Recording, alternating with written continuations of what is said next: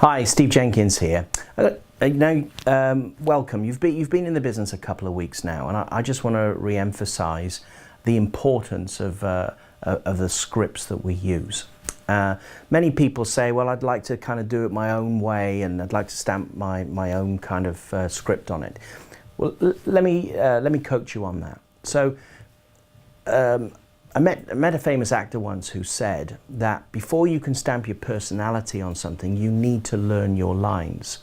And the reason for that, and the reason that's so important, is first of all, is that the regulators love what we do because they know what all of our people are actually doing. So the financial industry historically has been a cottage industry with everybody doing their own thing, which is difficult to regulate. So that's the first point. The regulators love what we do because we all do it the same way. The second thing is you probably could improve all of the scripts, but what you won't be able to do is to improve them to the point where they are more duplicatable. What we do is simple and easily transferable to other people, and I promise you, you will not be able to improve that aspect of it.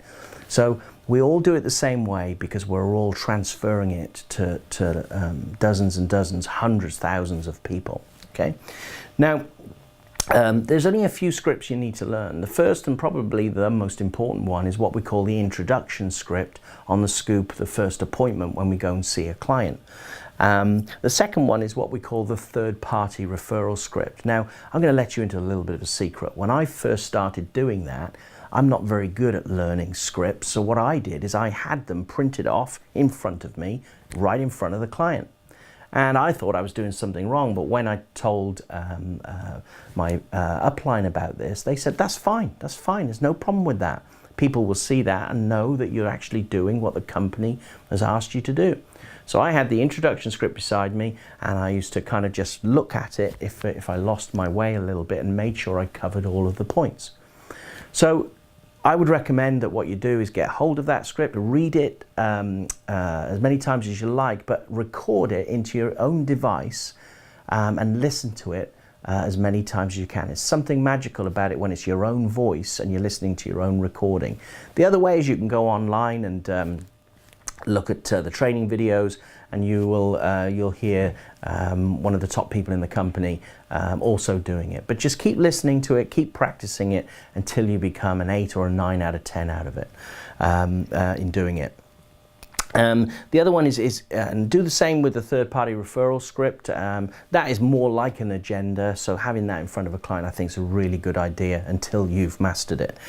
The next point is to get yourself familiar with the other scripts. Inside the workbook, there's a script for everything in terms of every key clutch moment when you're with a prospect, when you're with a prospective client, when you're with a prospective recruit. Get yourself familiar with those scripts and carry your workbook around with you and use that workbook to first of all get familiar with them and eventually master them so that you can then transfer them downline to your teams. And then final piece, stay plugged in through whatever social media group that your team and your base shop and your vice president kind of offers, and just get yourself along to all the events and all the training and plugged into all of the webinars, etc. that your team does, so that you can pick up all of the nuggets and all of the communication skills that you need in order to become a great success with Jenkins.